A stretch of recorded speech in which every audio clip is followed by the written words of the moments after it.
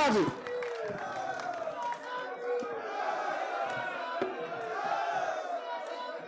हरियाणा प्रदेश Congress committee के सम्मानित अध्यक्ष, जिनका अभी आपने भाषण सुना, चौधरी उदयवान जी, और यहां से विधायक, जुझारू विधायक बहादुर हमारे साथी, हमारे बड़े भाई डॉक्टर रघुवीर सिंह कादियान जी, और यहां से पहले सांसद रहे, अब फिर आपके सामने आए हैं अजीज दीपेंद्र जी, व सभी विधायक साथीगण, पूर्व विधायकगण और हमारे जितने वरिष्ठ साथी हैं, सम्मानित मंच उपस्थित मेरे बुजुर्गों, नौजवान साथियों, मातृशक्ति, प्यारे बच्चों और पत्रकार बंधुओं, मैं बहुत सबका नाम ले सकता था, लेकिन समय बहुत हो गया आपको।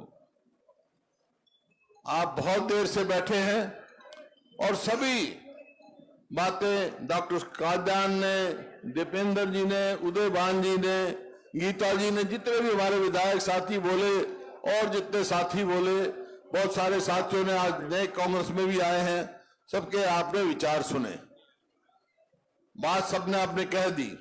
मैं वो बात कोई नहीं दोहराऊंगा, मैं तो 5-10 मिनट में अपनी बात कहूंगा जो मेरे मन में टीस।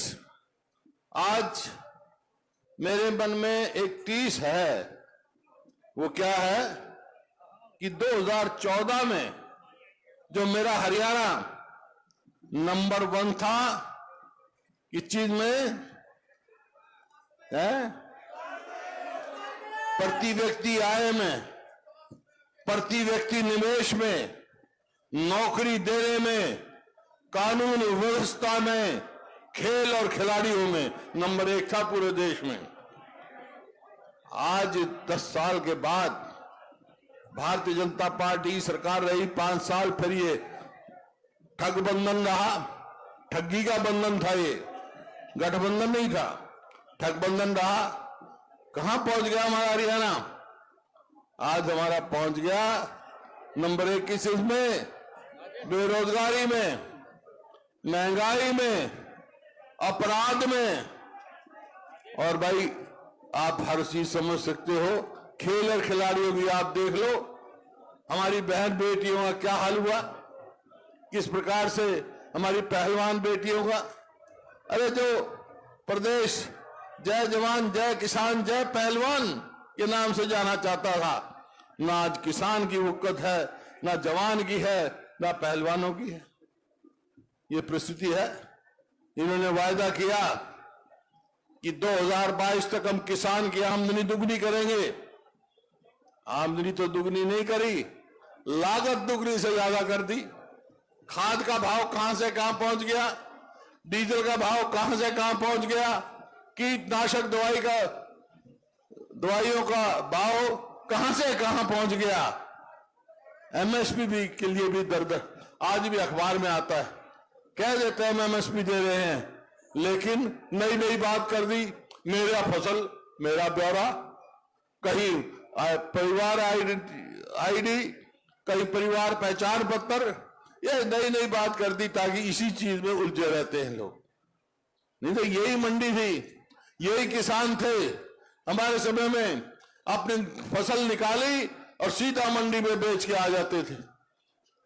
आज ना आड़ती को है, ना उसको आड़त मिलती है, ना किसान को दाम मिलता है। अभी अब आज दुष्यंत के भाई का मैं बयान पढ़ रहा था कि भाई अब तो राज जो है, जो मुख्यमंत्री है ना नायब सिंह सैनी, उनकी ले, अरे तो नाम का मुख्यमंत्री भाई, डम्मी मुख्यमंत्री है, इसके बस का कुछ नहीं है। ये पहले तजुर्बा करके देख लिया।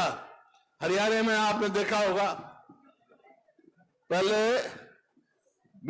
चौधरी ओम प्रकाश जैसे मास्टर हुक्म सिंह बनाए थे ना, यो बना रखा है नायब सिंह सैनी भाई, कोई इसकी वो नहीं है। तो ये आपके सामने है, ये प्रदेश, ये हालात। आज अपराध का क्या हाल है पूरे देश में, 1-2 प्रदेश से नीचे है अपराध में हरियाणा। अरे बेरी बेरी का देख लो, 4 व्यापारियों को यहां उनको मिल चुका है। अभी बताया मेरे को, किसी को धमकी दे देते हैं, इतने पैसे दो, कहीं गोवाना में, कभी सांपला में, कभी बेरी में, कभी कहीं, कभी कभी, रोज ऐसी ऐसी खबरें आते हैं। एक डर का माहौल बनाया हुआ है प्रदेश में, और ऐसा लगता है कि प्रदेश में सरकार नाम की चीज ही कोई नहीं। तो कहां जाएंगे भाई हमारे लोग? नौकरियां देख लो, 2 लाख हरियाणा में 2 लाख पक्की नौकरी खाली है। और ये क्या करेंगे? एक वो बना दिया 4 के हरियाणा कौशल विकास रोजगार निगम। क्या उसका काम है भाई? उसका काम ये है कि कच्ची नौकरी बकाओ, ना उसकी पेंशन होगी, ना होगी 6 महीने में घर आएगा, ना रिजर्वेशन है, ना कोई मेरिट है। लूट की दुकान है। और पकड़े गए करोड़ों रुपए, उनके दफ्तर से पकड़े गए करोड़ों रुपए, हरियाणा पब्लिक सर्विस कमीशन के दफ्तर से पकड़े गए। जो ये खिलवाड़ हमारे युवाओं के भविष्य के साथ आज हरियाणा में हो रहा है, ये कोई अच्छा काम नहीं हो रहा। इस बात की टीस है मेरे को। इसी बात से मैंने फैसला किया कि मैं अपने लोगों के पास जाऊं, उनसे पूछूं कि भाई समय आ गया है, इनसे टक्कर ले लूं मैं भाई, साथ दोगे? ये तो हरियाणा की बात थी भाई। इब बेरी की और मेरी बात सुन लो, मेरा हक भी पड़ा है कि नहीं पड़ा है? फिर ये तो कह रहे थे चौधरी देवान जी कि भाई बेरी में कलोई से ज्यादा वोटों से जीतना चाहिए। इसकी चर्चा करूं, लेकिन एक बात जरूर है, हम क्यों कह रहे हैं, ये क्यों टीस है? टीस यही है ना कि ये जैसा दीपेंद्र जी ने कहा कि ये खाली सांसद का इलेक्शन नहीं है। यहां का इलेक्शन फैसला करेगा अगली हरियाणा में सरकार किसकी बननी है, ये फैसला करेगा, खाली सांसद के लिए शायद। और अब ये भी पूछ सकते हैं आपसे लोग, आप जाओगे तो भाई थारी सरकार बन गई हरियाणा में, तब क्या करोगे? तो मैं तो 4-5 बात कह रहा हूं भाई, बाकी लंबी बात नहीं कहता। अगर हमारी सरकार बनेगी तो सबसे पहला काम हम करेंगे, अपने बुजुर्गों की पेंशन 6,000 रुपए करेंगे बूढ़े के, 6,000 बूढ़े के और 6,000 बुढ़िया के, ठीक है? और भाई ये सब जो है, रोटी जो है सिलेंडर पर पोए हैं। ये हमारी माताएं बैठी हैं, बहन बेटियां, तो सिलेंडर की कीमत सरकार बनने पे 500 रुपए से ज्यादा नहीं होगी भाई। और जैसा उदयबान जी ने कहा, स्वास्थ्य के लिए 25 लाख तक, वो तो सारा घोषणा पत्र आपने पढ़ा होगा। और सरकार बनने के बाद 2 लाख जो नौकरी खाली पड़ी है ना, पक्की नौकरी, सबको नौकरी देंगे भाई। ये सरकार तो बाहर वालों को देती है। और इस सरकार ने, हमने 100-100 गज के प्लॉट, लाखों प्लॉट दिए गरीब आदमी को, दलित को और बैकवर्ड क्लास को। भाई सरकार ने एक प्लॉट कहीं दिया हो, स्कीमें बंद कर दी। वाह, सरकार आएगी तो हम फिर सबको प्लॉट देंगे और मकान बना के देंगे उनको, गरीब आदमी को, उनका हक है। इस प्रकार से जो बच्चों का स्कॉलरशिप था उसमें बंद कर दी ताकि आगे बच्चे पढ़ सके। हमने हमारे घोषणा पत्र में लिखा है, हम देंगे पूरे। तो इस प्रकार से अलग अलग काम हैं जो हम करेंगे। आपसे पूछेंगे तो आप कह भी सकते हो। और किसान का एमएसपी का कानूनी हक देंगे किसान को, कानूनी। अगर जो कोई एमएसपी से कम किसान से खरीदेगा तो उसको सजा होगी। और भाई जो ज्यादा चर्चा भी रहती है, गरीब आदमी के लिए खास तौर पे 300 यूनिट बिजली फ्री देंगे, नहीं तो हर बार बिजली का बिल रह जाए। तो ये बहुत सारे काम करने हमने, लेकिन वो बनेगी जब आपकी सरकार आएगी। तो ये भाई ये फैसला आपने करना है?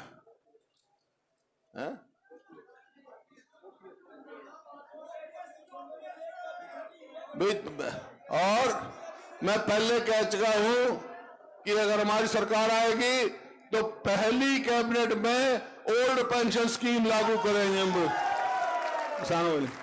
तो ये आप और बहुत सारे फैसले घोषणा पत्र लागू, एक मोटी मोटी बातें मैंने बताई।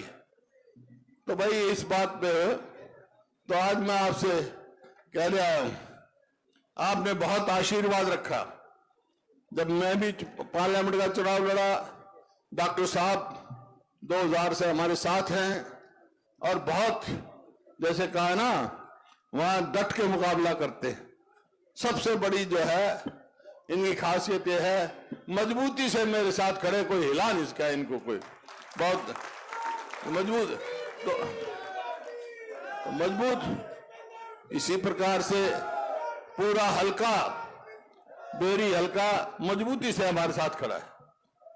लेकिन पिछली बार की है, पिछली बार आपने बहुत अच्छी वोटिंग परसेंटेज कम आई, उसके बावजूद बहुत अच्छी वोटों से जिता के भेजा दीपेंद्र को यहां से, लेकिन वोट परसेंटेज कम थी।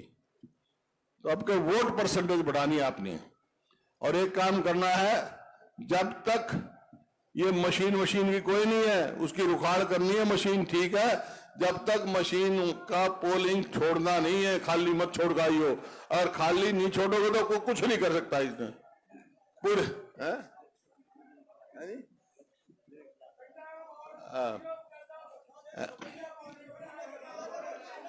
एक मिनट डट जा, अब भाई डट जा ना, बीच में दौड़, बाद में मिलिए मेरे को, बाद में मिलिए। अरे कोई बात नहीं, क्यों रहने दो ना, कोई बात नहीं भाई, एक आधा हो है भाई, नहीं तो नजर लग जाती सारे नजर बट्टू होते, कोई बात नहीं, बोलो दे दें। ये अपनी बात कहना चाहे, मैं बाद में आकर मैं सब आराम से सुनूंगा तेरी बात, तेरी तकलीफ भी दूर कराएंगे तो मिलेगा जब, कोई बात नहीं। तो ये है भाई बेरी हल्के की बात कही। देखो ईमानदारी की बात बताऊं, मेरा हक भी बनता है और आपका भी हक बनता है, ऐसी बात है। दोनों भाई, चाहे वो बहुत सारे गांव इलाहतों के हैं, कादियान है भाई, कई भाईचारा है, कई वैसे हैं, दलाल हैं, राठी है, सारे मतलब ऐसे हैं, हाँ रोहिल है, बहुत सारे गोत है इस हल्के में। सबका मिलके अगर 36 बरादरी एक होकर, मैं समझता हूं कब मेरा मन खुश होगा, जब होगा ईब का भाई बेरी के वोट जो है कोलोई से ज्यादा से जिताओगे तो मैं मानूंगा वे बेरी ने बैठ। और वो कब जीतोगे? 90% पोल करके 1 लाख का मार्जिन यहां से, पर कोई नहीं हरा करना। एक बात सुनो, ईब पूछोगे तो भाई 1 लाख मार्जिन से जिता जाएंगे तो क्या करेगा? एक बात कह के जा रहा हूं, 1 लाख वोटों से जिता देना दीपेंद्र को, मैं क्या करूंगा, मैं थारी सरकार बना दूंगा हरियाणा में। इन्हीं शब्दों के साथ बहुत बहुत धन्यवाद।